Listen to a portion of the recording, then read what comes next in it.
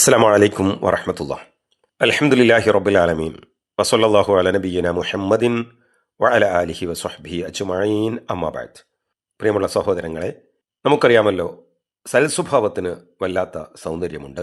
അതിൻ്റെ സൗരഭ്യം വ്യക്തിയിൽ നിന്ന് കുടുംബത്തിലേക്കും സമൂഹത്തിലേക്കും പരന്നൊഴുകും. അനവധി സൽഫലങ്ങളാണ് വ്യത്യസ്ത തലങ്ങളിൽ അതിലൂടെ കടന്നു വരുന്നത്. അടുക്കാനും അടുപ്പിക്കാനും കേൾക്കാനും അറിയാനും സൽസ്വഭാവം മൂലം സാധ്യമാകും. അത് വ്യക്തിയെ ഉന്നതനാക്കും, മഹത്വമേറിയവനാക്കും, സമ്മതനാക്കും. അവന്റെ പ്രയാസങ്ങളിൽ താങ്ങാകാൻ ആളുകളുണ്ടാകും.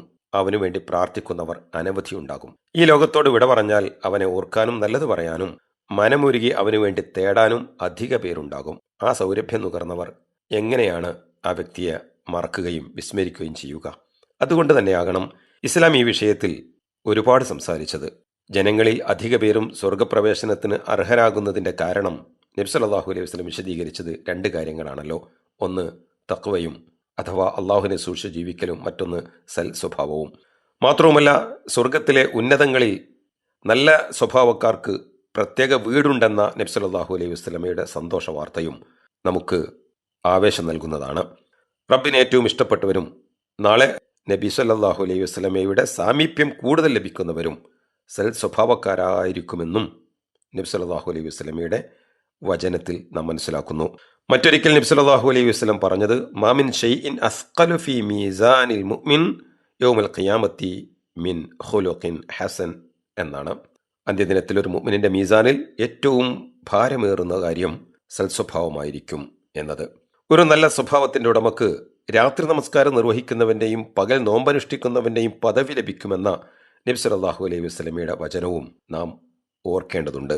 റസൂൽ സല്ലല്ലാഹു അലൈഹി വസല്ലം പറയുന്നു, അക്മലുൽ മുഅ്മിനീന ഈമാനൻ അഹ്സനുഹും ഖുലുഖാ വഖിയാറുക്കും ഖിയാറുക്കും ലിനിസാഇഹിം. വിശ്വാസികളുടെ കൂട്ടത്തിൽ സത്യവിശ്വാസികളിൽ ഈമാൻ സമ്പൂർണമായവർ അവരിൽ ഏറ്റവും നല്ല സ്വഭാവക്കാരാണ്.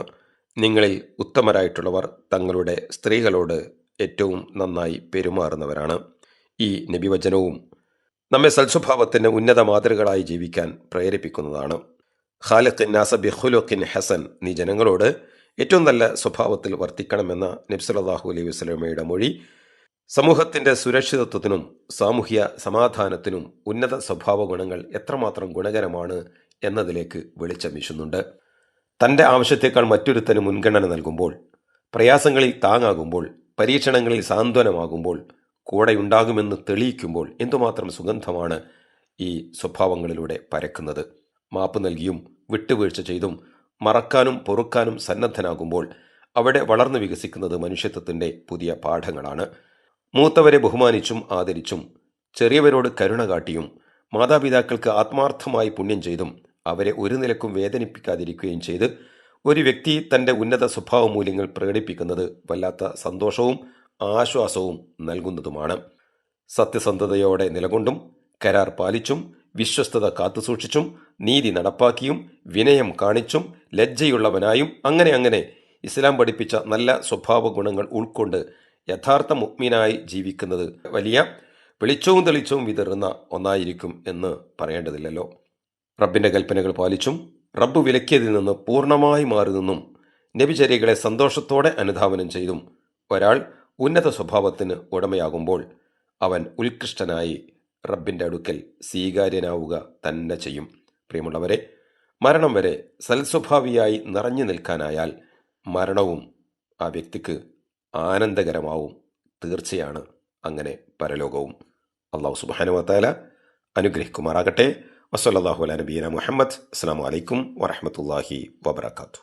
വിസ്ഡം ഇസ്ലാമിക് ഓർഗനൈസേഷൻ അവതരിപ്പിക്കുന്ന നേർവഴി എല്ലാ ദിവസവും ഏതാനും മിനിറ്റുകൾ സാമൂഹിക, വൈയക്തിക, കുടുംബരംഗങ്ങളെ വിശകലന വിധേയമാക്കുന്നു. അറിയുക, അറിയിക്കുക. നേർവഴി. Peace Radio. Tune to reality.